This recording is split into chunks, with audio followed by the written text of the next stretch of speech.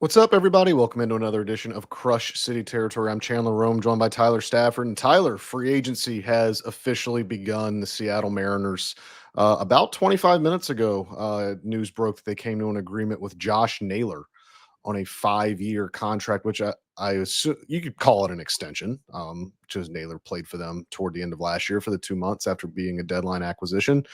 But first big domino drops. I don't think anyone thought the Astros were going to have the first domino to drop in free agency, but their division rival does, and the Astros are going to see a lot of Josh Naylor for the next 5 years. I think calling him an irritant would be apt. So the Astros are going to be irritated by Josh Naylor for the next 5 years.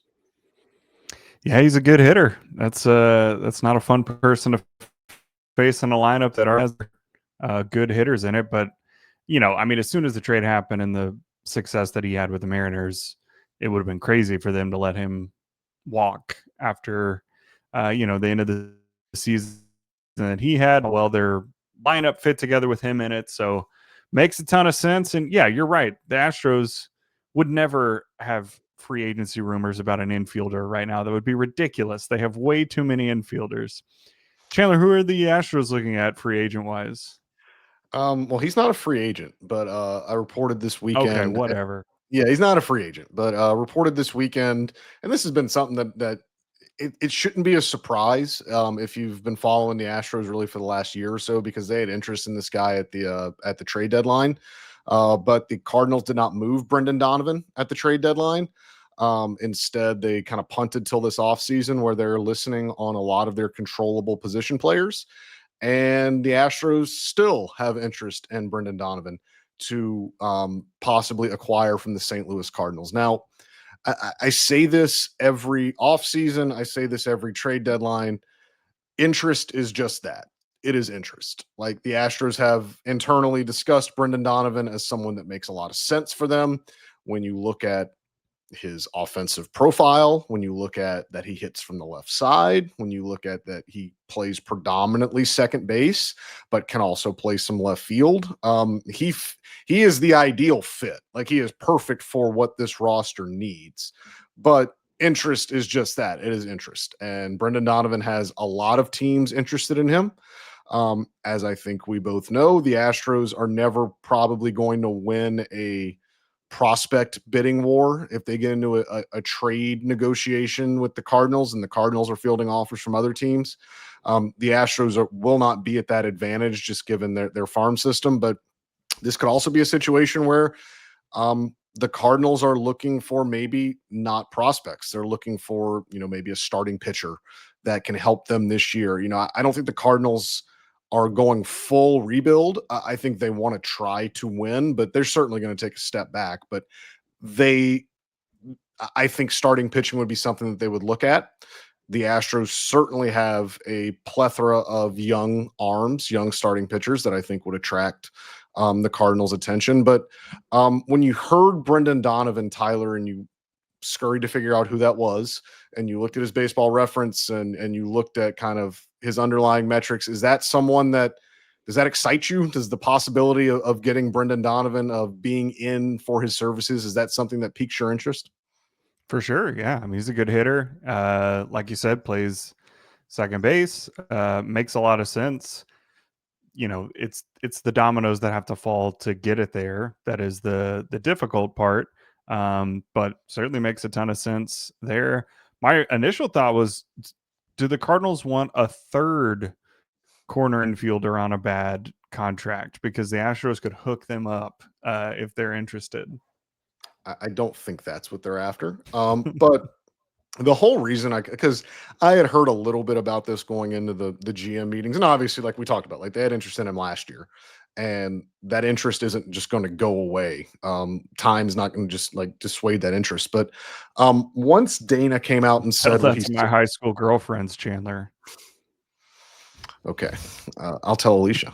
Mm-hmm. Once Dana came out and said what he said about Isaac Paredes and Christian Walker, just about, with Walker, about, he's our everyday first baseman, and Paredes, he said, right now, we're not looking to trade him. We don't want to trade him.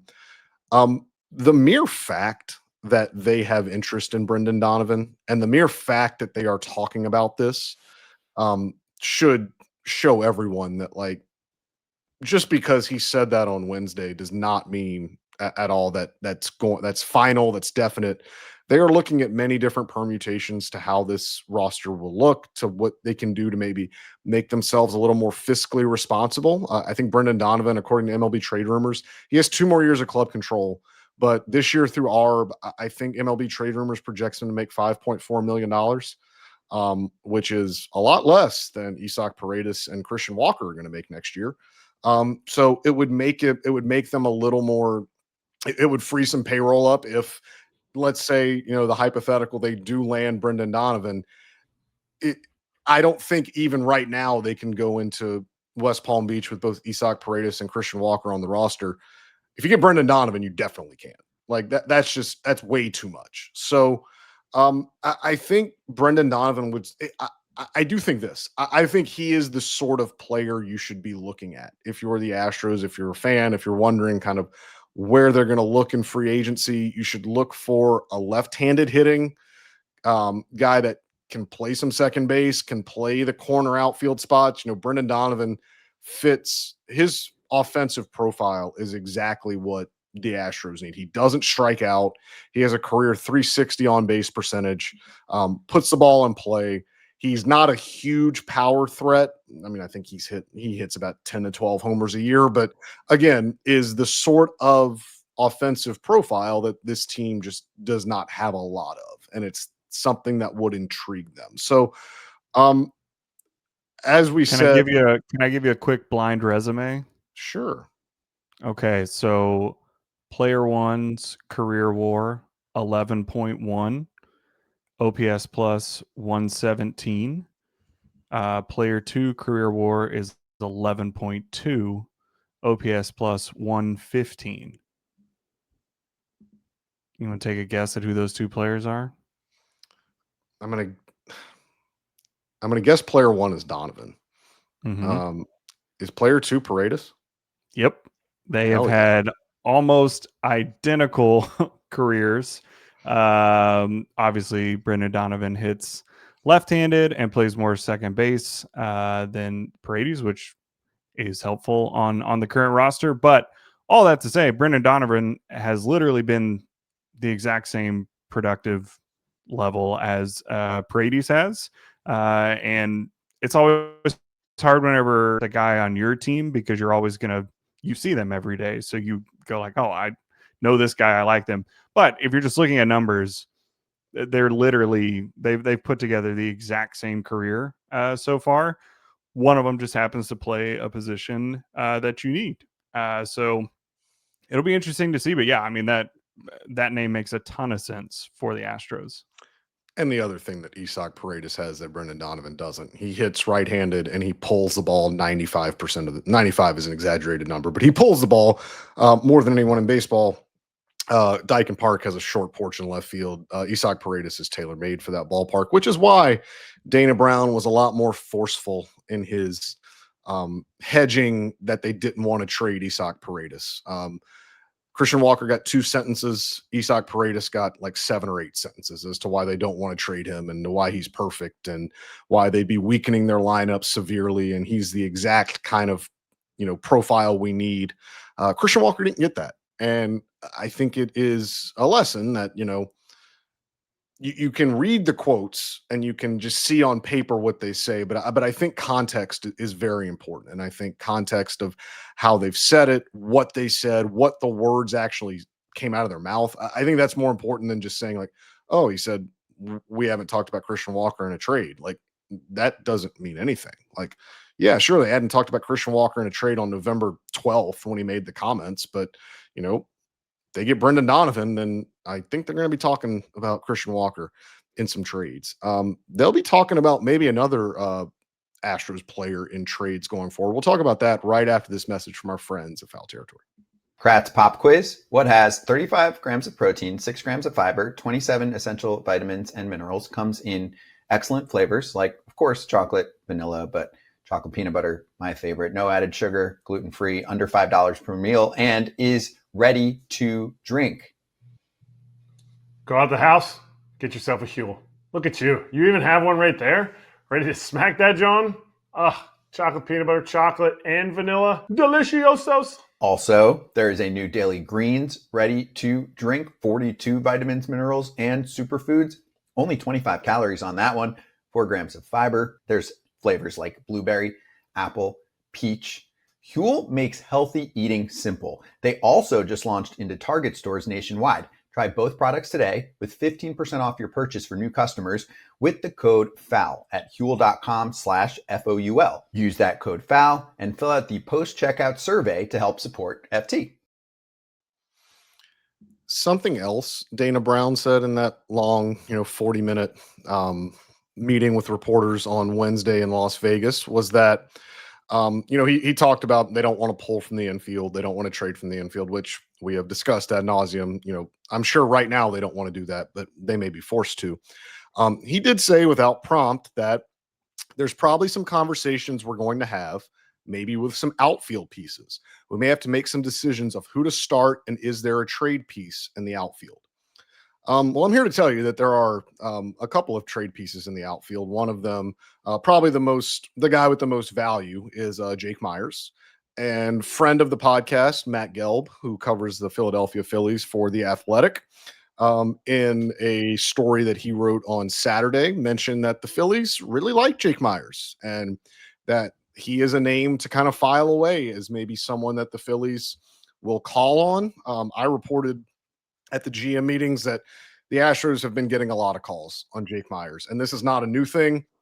Teams were calling on Jake Meyers when he was not producing, because he's always been an exit velo darling, a savant darling, if you will, just with the tools he has, the speed, the defense. He just really hasn't put it all together, and then we saw him put it all together this year. His value has never been higher. I think, honestly, if the Astros get the right package, it would behoove them to seriously consider moving Jake Meyers now, because he will never be this sought after ever again. Even, you can't count on him replicating what he did last year, but even if he does go out next year and plays for the Astros and has the same sort of year, well, he has one less year of club control left, and that inherently is going to decrease his value. He has never been as valuable as he is right now. I think if the Astros are talking about, if we take Dana at his word, which we have no reason not to, if we take him at his word and he says we need to have some conversations about some outfield pieces that could be trade candidates, Jake Meyers is the top of the list. Who plays center field besides Melton that is big league ready? There's a left-handed hitting young man that came up last year in September that no one had ever heard fielder. of. He is. They played him in center field last year when they needed to. Zach Cole and Zach Cole's who we're talking about for those that are not following along. He's like 9 feet tall. There's no way that he's not. I've stood next to the man. He is not 9 feet tall. He is. Maybe like it's just that's like how he looks tall. in the. Really? He's not a large. I mean, he's jacked up. Like, don't get me wrong. Like, he's a put together young man, but he is not. I mean, maybe the swing just makes him look big. Yeah, I mean, he hits the crap out of the ball, but it's. Yeah. I mean, Baseball Reference lists him at 6'2". I do not. I've stood next to him. I do not think he's 6'2". He's okay. I do not believe boots on the ground reporting. I appreciate that. I'll say this. As we're talking about context, we're talking about like listening to how Dana Brown says things rather than just reading the quotes. He mentioned Zach Cole on Wednesday when he met with us in Vegas. He mentioned Zach Cole at least 5 times without us asking about him. He just, like, when he would go to guys that they were thinking about, Zach Cole. I do know internally that Zach Cole's approach and Zach Cole's just entire offensive profile and the way he goes about his at-bats, I know that they like that internally. They probably like that a little bit more than what Jacob Melton gives them. They like the approach of just tomahawk the fastball at the belt 500 feet. I'm a big fan of that approach too. As you should be. Let me go on record and say, do that approach as often as possible. And look, there are things Zach Cole obviously has to improve. I mean, he struck out a ton in the small sample size he came up to the big leagues. The minute that all these teams in the first week of him being in the big leagues, the minute that all these teams realized if you throw him a fastball anywhere from like the chest up, he's going to destroy it. They stopped doing that and they started spinning him. I'll never forget in that series against the Mariners that ended up costing them the division. Brian Wu threw one changeup the whole night, and it was in a 2-2 count to Zach Cole with like 2 outs and 2 runners on, and Zach Cole just completely looked fooled. And I mean, he had garnered like that much respect within 3 weeks that Brian Wu was, breaking out a changeup that he never throws to this kid that he knew would not be expecting it and that he knew was selling out for a heater or selling out for a hanger. And so if Meyers is on the move, if they see a world where like they think they can backfill his spot with, again, someone a little more cost efficient, Jake, I think I don't have the trade rumors numbers in front of me, but I think Jake, they have Meyers making like 3.5 million in ARB this year, which those things are always approximate. Like he could get up to 4 million. Zach Cole and or Jacob Melton are going to make the league minimum. So if they're looking for ways to free up some payroll space, to free some things up, again, this is another place where they have a surplus. They have a lot of outfielders that I wouldn't say they're all performing incredibly well, but they've got a lot of like tooled out outfielders that I think a lot of other teams like. But Tyler, I mean, to me, like the way that the outfield is set up right now, though, for the Astros, you've got, yes, the potential for it to be a full outfield that looks really good. Like if Altuve and Jordan can split time in left field, can play a full season, can hit the whole time, like that's locked down. And then if you don't have Meyers, you think, oh, okay, well, Zach Cole can hang out there and maybe Melton or whoever. And then you got Cam Smith in right field. But you also just as easily could see a scenario where you look up in June and Altuve and Jordan are hurt. Cam Smith is underperforming. Zach Cole has a 45% strikeout rate, and Jake Meyers is your only player that you can trust. So if you're going to give up Jake Meyers, you are betting a lot on the best possible scenarios happening when they didn't happen last year. And you're basically betting against the same thing for Meyers. You're basically saying like, well, it's not going to be better than that. It's going to be worse, while simultaneously assuming that everyone else around him is going to be better and not worse than the year before. So it's an optimistic strategy. And if it, like you said, if they can get the right package, then sure. But not having Jake Meyers with the way that the roster is constructed right now is scary. And it brings back the fact, and I know you don't want to relive this fact, but it brings back the fact that Dana Brown said this past week that Cam Smith's going to spring training without a guaranteed roster spot. So it's like, do you really have Cam Smith in right field? Or if he goes to the Grapefruit League and doesn't perform for 4 weeks, is he going to go to AAA? And then if you've traded Meyers, you're like, all right, like, can Zach DeZenzo play right field? Do you want to run Taylor Trammell out there every day? Because he's still on the team. Well, he may not be by the non-tender deadline on Friday, but who knows? Does that mean, does it make it more likely that you're going to keep Jesus Sanchez around, who, look, for the 2 months Astros fans have seen Jesus Sanchez, he does not look like it, but this has been a productive, good major league player for the balance of his career. So if they are thinking about, if they're fielding this many calls on Jake Meyers, which I think they are, I think they are getting a good volume of calls on him. Does that mean, you know what? We're going to keep Jesus Sanchez around on the $6.5-7 million. He's going to get an arbitration. And we're going to hope that, you know what, he came over at a time where we were trying to make the playoffs and he was pressing and it was a different environment. Maybe if we give him a full winter, start at 0-0 on opening day, maybe it's different. Maybe they think that way. But I think they're going to need, like, to your point, Tyler, they're going to need like an adult, right? Like, I mean, Cam Smith is in MLB terms, like Cam Smith's still not an adult. Like I know he just played a full year, but the second half was not good. Zach Cole is a child. Zach DeCenzo didn't. I mean, he made the opening day roster, but he was so hurt. Like he's still a child. Jacob Melton is, for all intents and purposes, a kid. Like they're going to need some adults out there to go to have some insurance, basically. So I wonder what that means, and whether Jesus Sanchez kind of by default just has a spot. Just like, you know what, we need someone that we know, like it didn't look good for 2 months last year, but we know it's in there. Like we know that he has done it at the big league level, which is something you cannot say about all those other outfielders I just mentioned. Sounds a lot like Chas McCormick, an adult who maybe hadn't had it recently, but it's in there. You've seen him do it before. They should check that guy out, see what he's up to. But I mean, we joke, but like, yeah, McCormick and Meyers are the types of guys that the Astros roster needs right now. And I don't know that you can go into a season without, I don't mean specifically Chas McCormick, but you do need like a guy that is going to start 140 games in center field for you next year.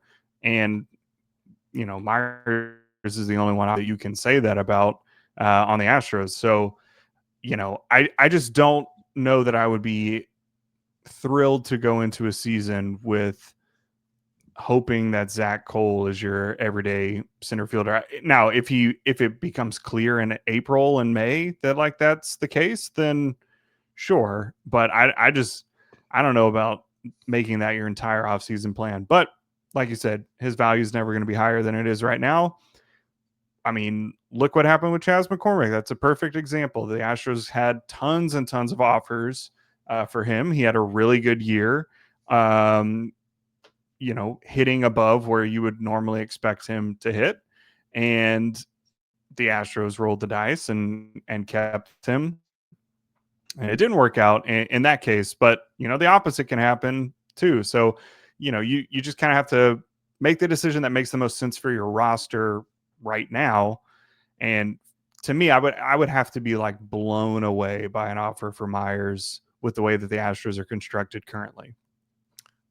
I will remind you too that before this season, Jake Meyers had played in 361 big league games and had an 85 OPS plus. Yeah. And a 292 on base percentage. So yes, Jake Meyers just had he had a breakout season, and good for him, but this is a sample size game, and the large majority of Jake Meyers' major league sample size is not good.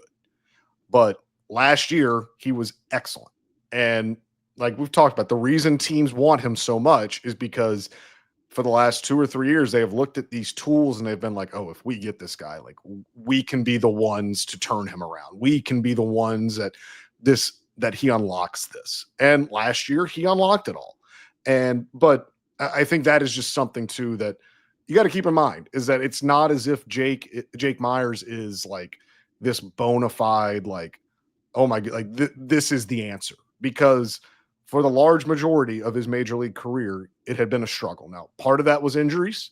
Part of that was they rushed him back from a traumatic shoulder injury early in his career, and you don't know how much that set him back.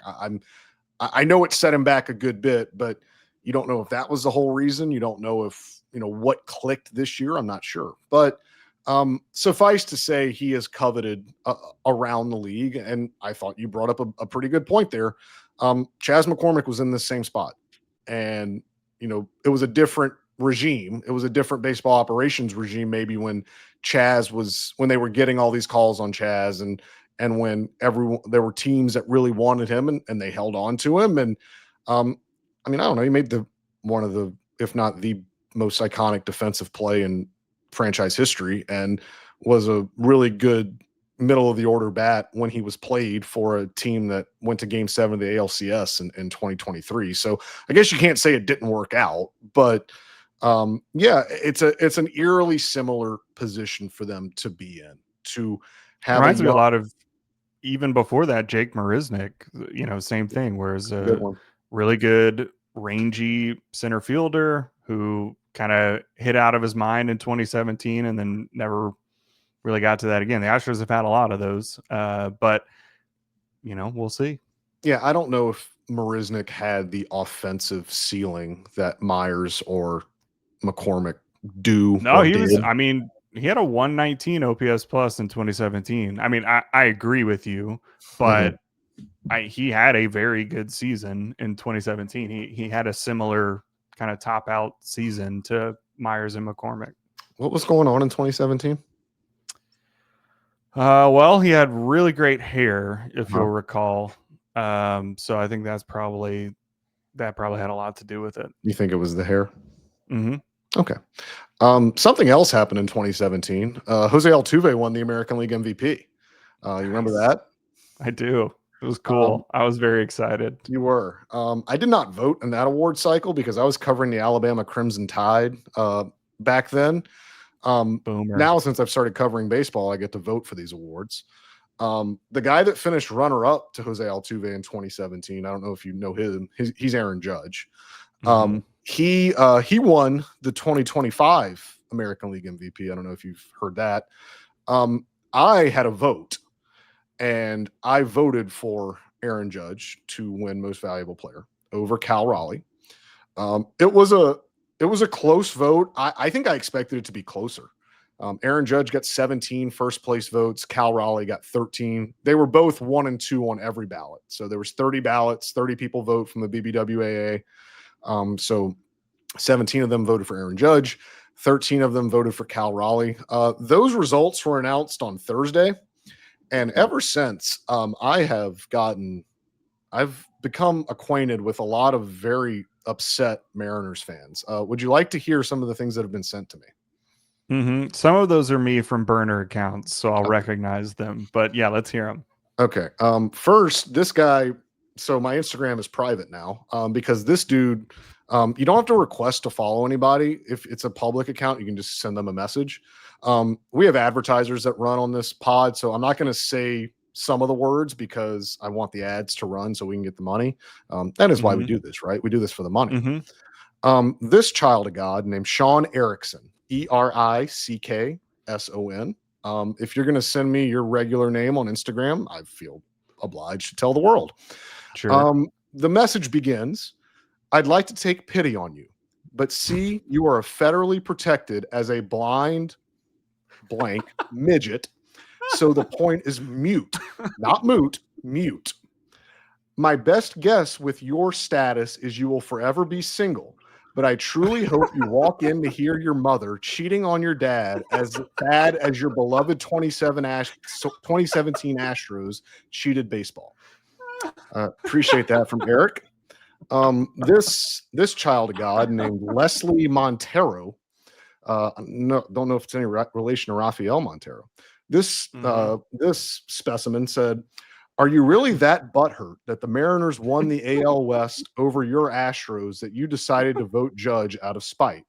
This is why you are fake news and why we don't trust the media anymore. You guys have agendas, and that's why newspapers are dead and why people don't watch ESPN or the news anymore. It's people like you that make it possible. Stay woke about the Mariners defeating your Astros in the AL West. We just got started. We are going to be a dynasty soon, while the Astros, spelled with an extra S, are a team in decline." So appreciate Leslie reaching out. Who would have ever known that? Who would have ever known that the Mariners are woke? That is so funny. Oh, we should do that every episode. Just read awful things sent to you. And so it's incredible. Yeah, it's interesting. So I really like the cognitive dissonance, always saying like, you just love the 2017 Astros. That's why you voted for famously the guy that everyone who loves the 2017 Astros, Aaron Judge. The guy that any Astros fan would be excited to see. That's now granted, they're two, like you said, they're two identical candidacy. I think you could have voted for either one and it would make a ton of sense. There was no wrong answer. There was no wrong answer. But look, man, I remember sitting, I don't know if I've told this story before. I went in to interview for a job with the Astros in like 2013, 14, something like that. And I happened to be in the day that they were announcing Hall of Fame inductions. And so I did the interview, and then I came and sat down like behind home plate and was just on the Astros like Wi-Fi on my computer. And I watched Biggio not get inducted because I was like, oh, that'd be cool to be like in here to be there, to see him get inducted. And I kind of thought there would be like people watching it somewhere.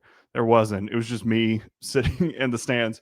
But I remember being so like personally offended that these faceless writers didn't vote for Craig Biggio. Like that, it hurt me as a person. I was like very upset. It was like taking down my own self-worth that this did not happen. So all that to say, I get it. I get not having your guy winning MVP, especially after the season that Cal Raleigh had. But that's hilarious. And two excellent writers. You should offer them internships.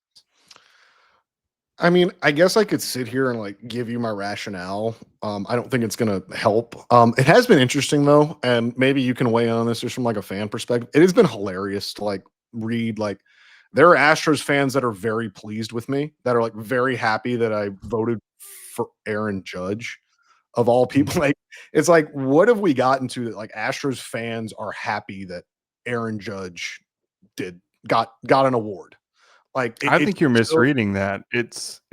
Every Astros fan just universally loves you. I've never seen anyone upset with you. Every tweet that I see loves you. I did see people defending you whenever people were coming and saying this guy's just a fan or whatever, and they kept sending the screenshot of your tweet where you were just like, I'm not a fan and I don't care at all. Something of those lines. I saw that quite a bit. So, you got some defenders out there.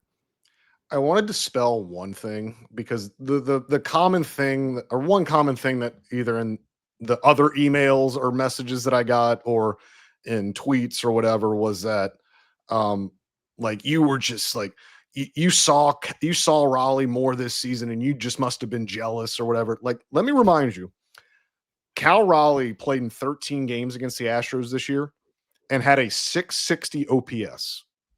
Aaron Judge played in 6 games against the Astros this year and had a 646 OPS. Literally, both of these guys played like crap against the Astros. So, and Raleigh in a larger sample size. So, if it's not about like I saw Aaron Judge hit 8 homers and I saw Cal, was terrible, and so like that's what I chose. Like, no, like I watched the times I got to watch these guys, neither of them lived up to their MVP expectations. Now, that's a credit to the Astros and their pitching staff, and that's also a very limited sample size. It's a very small sample size, so you don't draw conclusions on that. My rationale was pretty simple. Like, again, if Cal Raleigh would have won this award, like it would have been more than deserved. Like there is no wrong answer here. Like I can't, this is going to sound weird coming from a guy that did vote Judge first. Like there's nothing with Judge that I can just like stand on a hill and die on. Like, oh my God, like this is why it's him. Like there is no reasoning otherwise. Like what put me over the top with Judge, the separation between the two in every offensive stat aside from home runs. Like Aaron Judge had like a batting average 100 points higher than Cal Raleigh. His OPS was about 80 points higher. His on base and he slugged. Cal Raleigh hit 60 home runs and Aaron Judge still slugged 99 points higher than him. Insane. If you look at the park adjusted numbers, and that's WRC plus and OPS plus, like Judge laps him. Like Judge was over 200 in both categories, both WRC plus, OPS plus. Raleigh didn't eclipse 170 in either of them. If those numbers were even a fraction closer, like if Judge had a batting average 50 points higher, or if his WRC plus was like 190 and Raleigh's was 170, like I'm probably voting for Cal Raleigh. But it was just such a disparity in their offensive statistics and how you could compare them that to me it felt wrong to not reward that offensive season that Judge had. And I do want to say one thing about Judge defensively. And please don't misunderstand me. I am not equating playing right field to catching. Like what Cal Raleigh did, catching that many innings, not allowing a passed ball for the whole regular season and almost 1,200 innings of catching, squatting as much as he did, leading that pitching staff. There is no comparison to that. However, like, it's not as if Aaron Judge DH'd every day. Like, he was out there with a body that, quite frankly, no other human being that is that size is playing the outfield like anywhere. And he's a decent right fielder. Is he a Gold Glover? No. But like, to just completely dismiss the fact that a 6'7" man that is built like a defensive end is out in right field every day.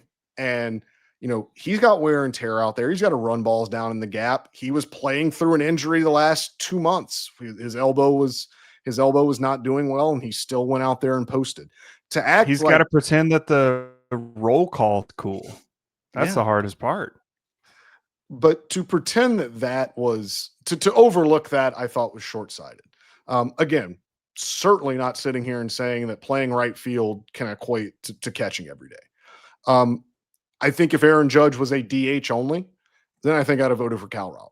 But it just didn't seem right to look at a season that Aaron Judge had, and he did some things and had some numbers that the last person to do them was Barry Bonds in 2004. Like, when you start to get in that category, like, it doesn't seem, it felt weird not to reward that. And, you know, the one other thing I will say is, you know, in trying to do all this, I leaned on players a lot. Like, I talked to a lot of players about this, both players inside the Astros clubhouse and both outside of the Astros clubhouse. So no, I wasn't just going to the Astros and see who they thought. Like, I got other guys and other teams. I got retired guys, just anyone you can think of. And I'm not kidding. Every one of them came back and said Judge. And then it kind of blew up in my face when Cal Raleigh won like the Players' Choice Awards that the players vote on. So again, it just goes to show you how divided and how like polarizing this topic was. But I thought some things that some players said stood out, and there were two of them. One was that, you know, one player said for Judge to do this when he is the bold underlined circle on every scouting report going into every series, when he's going to see in a 3-game series, he may see 4 pitches to hit total. And the fact that he can still do this is nothing short of remarkable. And the conversation that the player and I had, I was like, well, you know, Cal had that burden too. He goes, Cal had that burden starting in like June when everyone realized that he was having an otherworldly season. Aaron Judge has had that burden for the last 4 years, and he still manages to do it. And then maybe I didn't take this into account as much as some other things players told me, but another person, you know, brought up, you know, this guy plays in New York. Like, the entire world is fixated on his every move about, you know, doing, you know, if he goes 0 for 10, you know, he's getting questions at his locker after the game, like, are you washed? Like, if the Yankees, like, if he could be having a great series and if the Yankees get swept, he's got to be the guy that stands up there and is like taking the media daggers. And the New York media is different than a lot of other places. Like that, I couldn't overlook that either. So again, like there was no wrong answer. If Cal Raleigh would have won the MVP, I would have been perfectly okay. I would have applauded it. It would have been a well-deserved MVP. It was a really tough decision to make. And I hope, like, I put my reasoning out there. Like, I didn't just like wake up the day before the vote was due and be like, oh, you know, I think I'll vote Judge. Like, no, like I agonize is a strong word. I struggled and wrestled with this decision for a while until finally hitting the button before the playoffs. That's another thing people don't realize. The votes are due before the playoffs. So anything Cal Raleigh or Aaron Judge did in the playoffs doesn't matter. Okay, good. Someone from the last 10 minutes, we'll clip something from that. That can be your answer we put out there. Those are the lies. Let's get to the truth. Here's what actually happen, and it's that you work for the New York Times, and so they put the call out that said everybody all across baseball, you got to vote for the Yankee because that's going to raise our Sunday paper ad rates. I'm not entirely sure how the newspaper business works anymore, but I know that's why you voted for Judge. Well, Leslie just told you newspapers are dead. See, Yeah. so she knows how it works. It was funny. Like, so we did an explainer on The Athletic because it was myself and 3 other coworkers all had AL MVP votes. So technically 4 people from the New York Times voted for this, and we split. Like 2 of us voted for Judge, 2 of us voted for Raleigh. So it was a tough decision. And it's one of these, like, I just would rather vote for manager of the year every year and just give it to either Kevin Cash or Stephen Vogt or whichever, like, low payroll team from the AL Central makes the playoffs. Like that's much easier than having to do this. Congratulations to Hunter Brown, finished 3rd in Cy Young voting officially. So the Astros get their PPI pick next year. Good for them. Good for Hunter Brown, who's going to be quite rich in about 3 years. If the Astros blow him out of the water, maybe even sooner. I don't think that'll happen though. Congrats to the South Carolina Gamecocks, who put up a valiant effort in College Station this weekend. They fought. They had some pluck and some grit, and it was they had to fight the cops too. Like, it was an entire mission that team had to conquer. And I think it ended pretty well for them, didn't it? Can I clear up that is not an A&M cop? That's a state trooper. So quit putting that on the Aggies. All right. Well, they all look. I mean, he was dressed in khakis, like all khakis, Yeah, and well, that's all the you guys uniform. wear. Okay. Yeah, that's fair.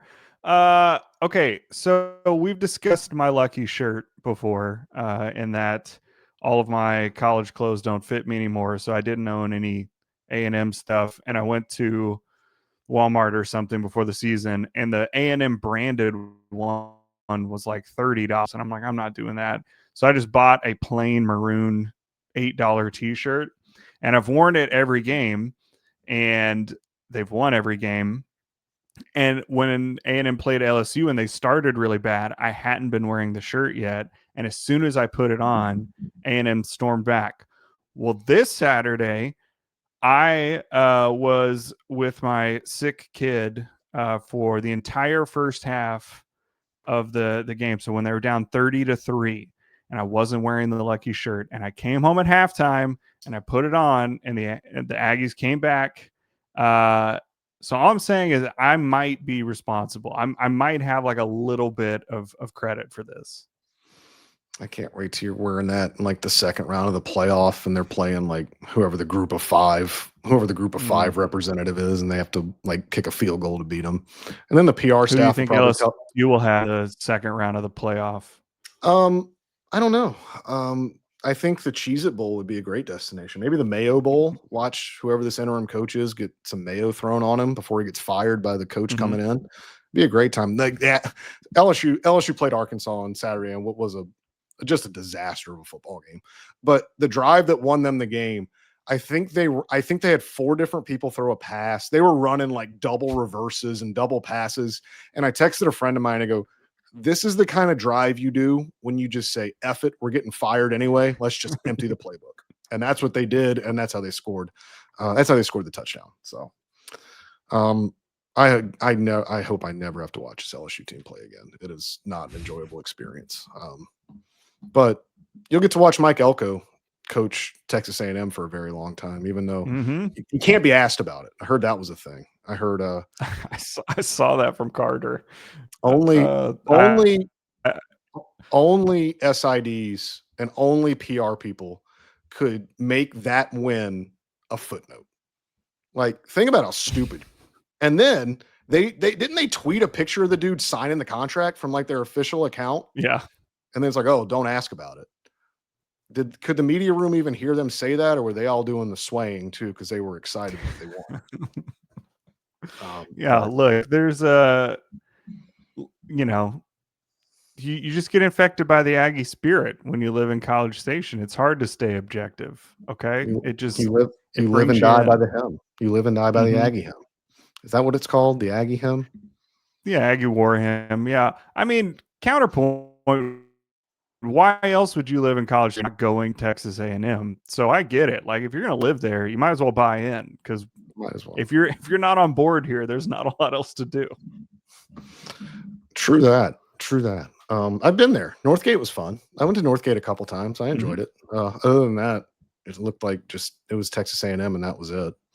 Didn't look like a place you wanted to settle down for a while. No offense to the permanent College Station residents that listen to this pod. I'm sure you guys are wonderful. I'm sure you've got great homes and are thriving in a metropolis that is Bryant College Station. So Hey, for you those get of to you go to the listening, Grand Stafford Theater. That's a great place to see a show. So, there's things to do. things plural. Good. Mm-hmm.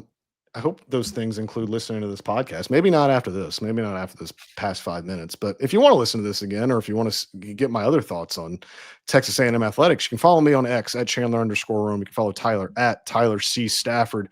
Please, as always, rate and review us on Apple and Spotify, and you can subscribe to the Crush City Territory YouTube channel so you can get notified every time we post a new pod. We will be back next week. Kind of a newsy week next week. Framber Valdez has until Tuesday to decline the Astros qualifying offer, which he will very likely do. And then the non-tender deadline is on Friday. So we had a pod a couple of weeks ago when we showed you all the 16 guys that are arbitration eligible. Some of them have been taken care of already. Chas McCormick's one of them. Luis Garcia is another one. So I think they've got 14 guys that they've got to make decisions on tender or non to tender them a contract or not. We'll preview that on a pod next week, and then on Sunday we'll kind of react to what the Astros do. But until then, we appreciate you guys listening, and we'll talk to you soon. Everybody call your dad and let him know that Ken Burns has a new documentary called The American Revolution, and just see where that takes you. Bye.